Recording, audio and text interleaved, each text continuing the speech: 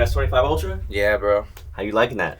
It's nice, man. I'm just not sure if it's really that different than the S24. Yo, aren't you an Apple fanboy? Honestly, bro, I was, but last year I started using the S24 Ultra and I really like it. But the iPhone's better. Listen, bro, I thought so too, but let me explain.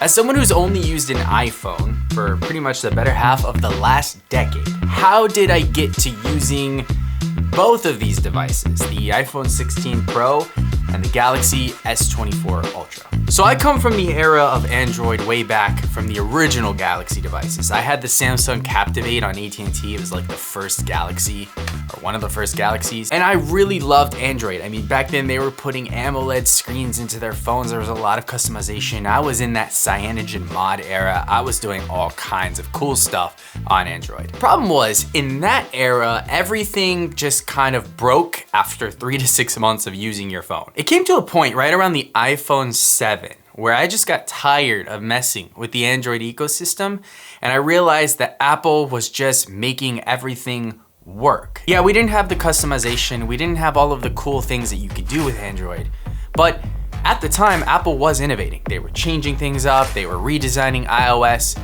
I started to go down the Apple rabbit hole, and I just started to believe that Apple's way was the best way. And at the time, it really was, in my opinion, because they designed it in a user-friendly way. Sure, you didn't have the endless customization options, but you didn't have to think about it. It just worked. And as a tech lover, that seems kind of backwards, right? You want to be able to customize your things. You don't want to be locked into certain ways or systems or ecosystems. You want to have the freedom. But then something interesting started happening.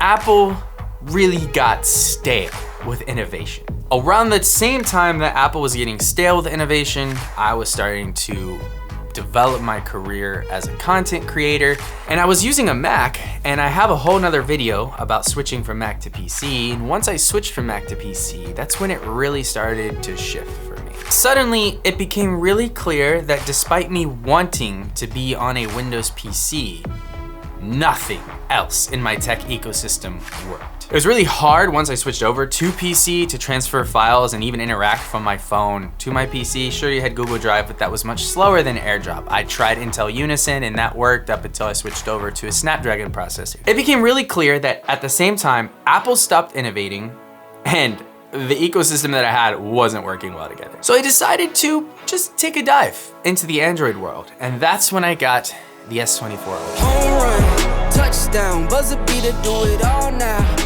All now, top corner talking home run. The S24 Ultra is a fantastic phone. The screen is gorgeous. The cameras are nice. The user interface is friendly. I had a couple of quirks with it. Like for example, the front-facing camera, not so great. Lots of Samsung, I guess you could call it bloatware, or Samsung apps pre-installed that I just didn't feel like I needed. But I love the S Pen. I love the form factor. I love the size. It was really refreshing coming from the land of iPhone. And here's the thing about iPhone. It was Apple's way or the highway. Customization was super limited. I mean, we only just recently were able to start customizing our home screen and moving icons around and changing icon packs. Like, well, not even icon packs, they're just tinted icons. And then on top of that, there are ecosystem lockouts. For example, there's no way to like send files from your computer to your iPhone unless you have a Mac. You can't control your iPhone's screen unless you have a Mac. They have Bluetooth restrictions. For example, Apple makes it really hard for other third-party devices to interact over Bluetooth well, like the Ray-Ban Metas, but they open that wide open for their AirPods and things like that. You see, if I buy a Samsung Galaxy S24, I can use a Pixel Watch on it, I can use Nothing Buds on it. You can kind of do that here, but it's very limited. And then there are just features that people need that are basically limited to Apple devices only, like AirDrop and screen sharing. And then let me just talk for a second about being a tech user and what it's like to use an iPhone. There's no real file manager. There is a file manager there, but it's not real. Tracking, copying, and moving files and progress of that stuff is really, really bad, especially on the iPhone and iPadOS. Multitasking, pretty much non-existent. These are the things that when I got the S24 Ultra, I realized I was missing out on. Like I could literally drag and drop photos from my Photos app to a separate window on the same screen into my Files app on my NAS. And all of that to say, I use both of these daily. This is my personal phone and this, well, was my work phone. till I got the S25 Ultra, which we'll get to. It's not Apple is better. It's not iPhone is better. They're both great.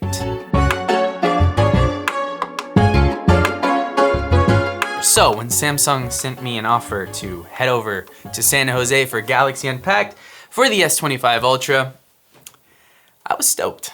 All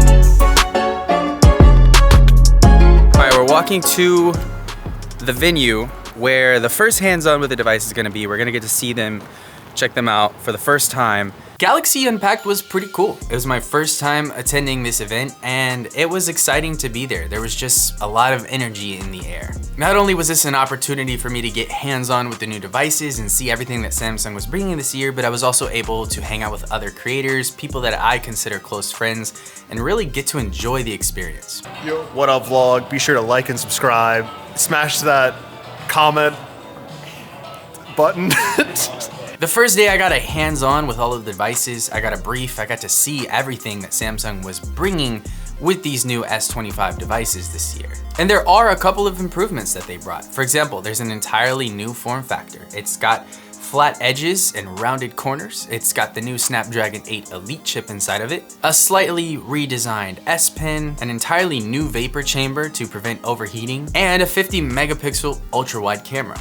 And then at the end of the Galaxy Unpacked event, they actually teased the new Samsung S25 Edge, which nobody was really expecting. It looks like a very, very thin version of the S25, but I wasn't really able to see it because it was really packed. I put out a poll on Instagram asking you guys what you wanted to know about the S25 since I was there and getting hands-on with it, and the biggest and most common request was, is it worth upgrading from the S24? So in short, I'm just gonna say this. If you already have an S24 or S24 Ultra, it's probably not gonna be worth it to you to upgrade to the S25 or S25 Ultra. But in order to give you a real comparison, I think I need to talk a little bit more about my experience with the S24 Ultra first.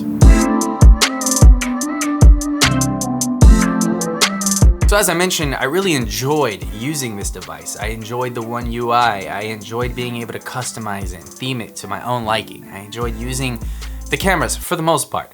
I enjoyed almost everything about this device, including the S Pen. But here's the thing, the front-facing camera on the S24 Ultra, not so great. It does decent and good lighting, but in low lighting, it was just poor. And the camera preview, here's the biggest thing.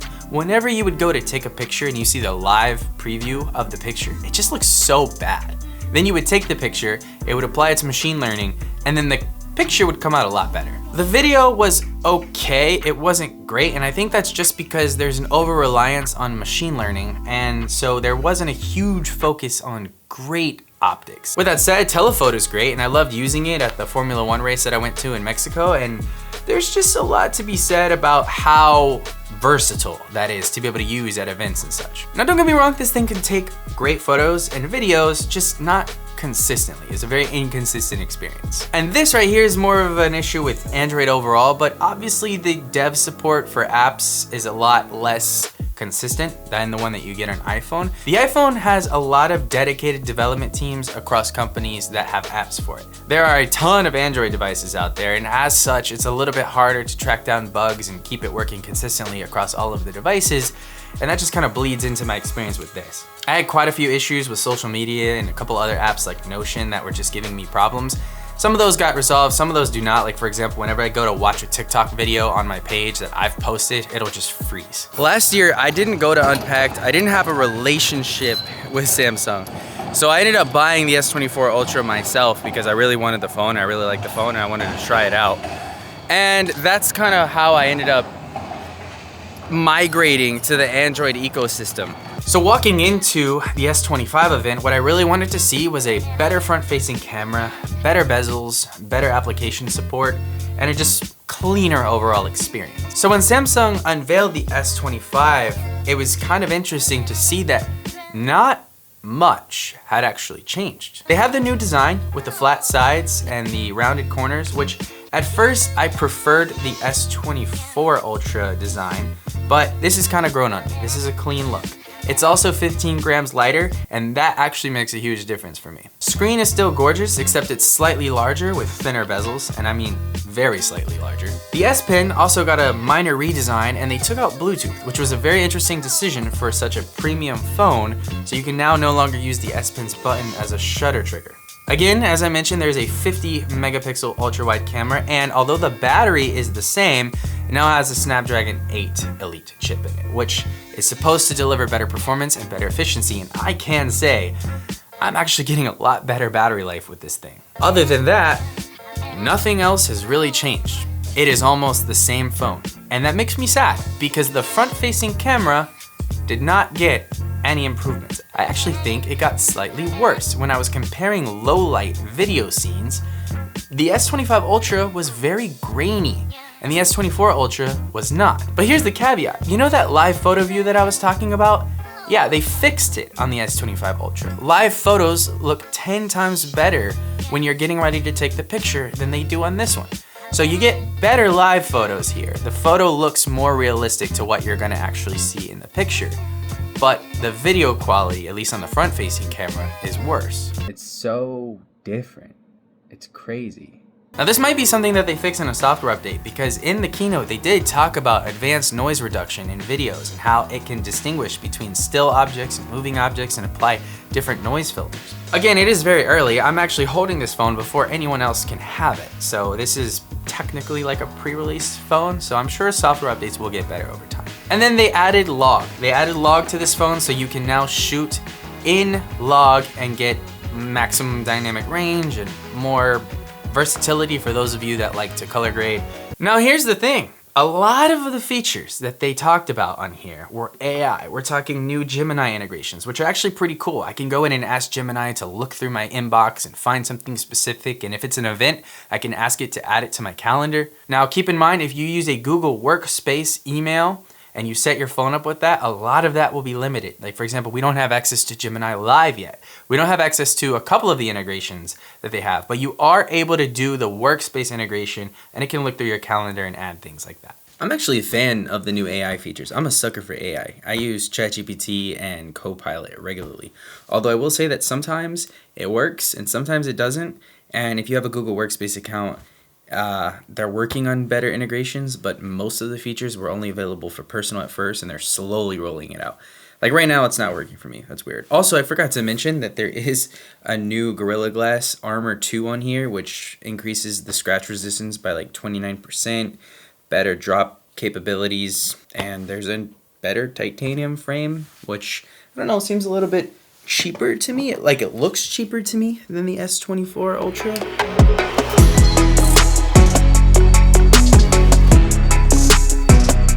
They also have this new noise cancellation feature in the audio section of your videos, so you can actually reduce noise, background noise, or enhance vocals or things like that. Really cool features. They have the new now bar and the brief, so every morning you wake up, you're gonna see a little brief at the bottom of your phone, and it'll just kind of lay out everything that you have going for you, including the weather, what's on your calendar, any other relevant information from your other apps, and news, which the news is a little unhinged sometimes. But all of these are mostly software features, and a lot of them are coming to the older devices. So yes, better chip will do the on-device AI a lot better, but I do know that a lot of these new enhanced AI features in the software will be coming to older devices.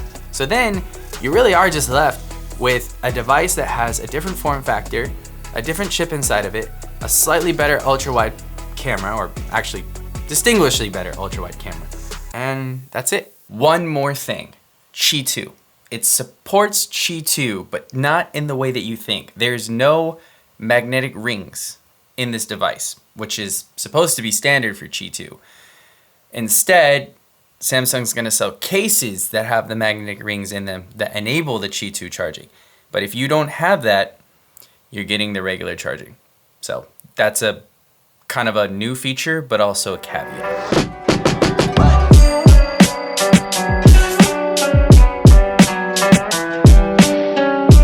Listen guys, here's my thoughts on the whole thing. The S24 Ultra and S24 were great devices. So when you look at the S25 and the S25 Ultra, you're really just enhancing what was already good. From a consumer perspective, that's not great because it means that we're not getting a ton of innovation, which is kind of what drew me away from Apple in the first place. But it does mean that you're getting a consistent experience, and it's good that the devices were good to begin with. If you're coming from an S23 or any of the older devices, or you're coming from a completely different ecosystem like me with an iPhone, it's probably worth pulling the trigger on the S25. If you have a free upgrade, it might also be worth just coming from the S24 to the S25. But if you don't have a free upgrade and you're trying to debate if it's worth the money, just realize that this is much of the same phone, and a lot of the features that they showed with the new S25 are coming to the S24. I will say that as someone who used the S24 Ultra daily, having the S25 has been a pleasure. Like I said, the lighter weight, the new form factor, the better battery life, it's fast, it doesn't get as hot.